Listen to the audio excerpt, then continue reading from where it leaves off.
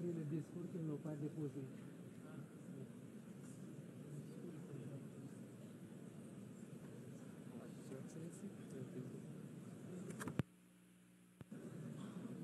Monsieur le coprésident, chers collègues, Monsieur le secrétaire général des Nations Unies, Mesdames, Messieurs, je salue le leadership de la France et de l'Arabie Saoudite, ainsi que l'engagement de tous ici présents pour la cause palestinienne.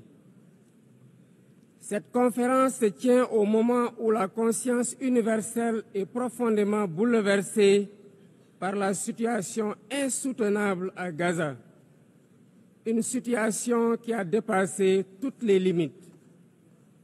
Nous assistons à une tragédie indescriptible, aux allures d'un nettoyage ethnique. Devant tant d'inhumanité, se taire, ne pas agir, ce n'est pas une option. Ce serait même une complicité passive. Nous sommes là pour rappeler le sens des principes fondateurs des Nations Unies, la souveraineté des peuples, l'égalité des droits, la paix par la justice, le respect du droit international et la protection des populations civiles, même en temps de guerre. Autant de valeurs aujourd'hui anéanties dans les décombres de Gaza.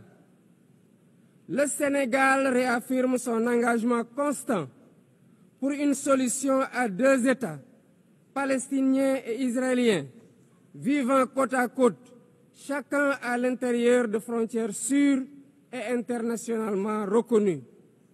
C'est ce que veut le plan de partage décidé par les Nations Unies.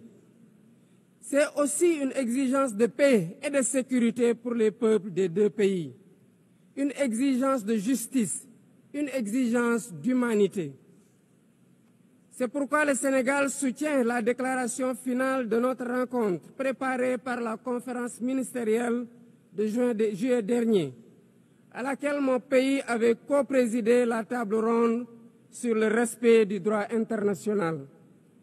Pour faire la différence, nous devons ensemble envoyer un message clair. L'occupation doit cesser. La souffrance des civils doit cesser. Il faut travailler à un cessez-le-feu immédiat. Israël doit arrêter ses bombardements et autoriser l'acheminement de l'aide humanitaire par l'ONU. L'ONU doit envisager le déploiement d'une mission de stabilisation et d'observation pour s'assurer de l'arrêt des actes illégaux. Bref, la promesse de deux États doit enfin être tenue.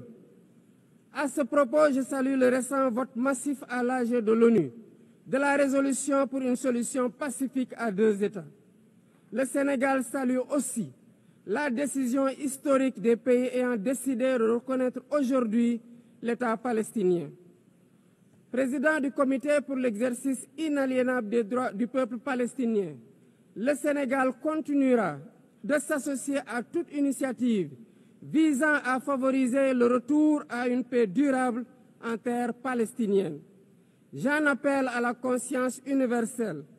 Il ne s'agit pas ici de choisir un camp contre un autre, mais de défendre la vie, de faire entendre la voix de la raison et du droit, et de préserver ce qui fait notre humanité commune, la capacité d'empathie, de justice et de solidarité.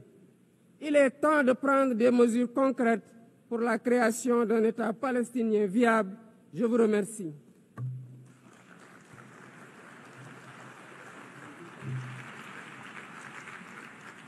Je remercie le président du Sénégal. Je donne à présent la parole au prince souverain de Monaco.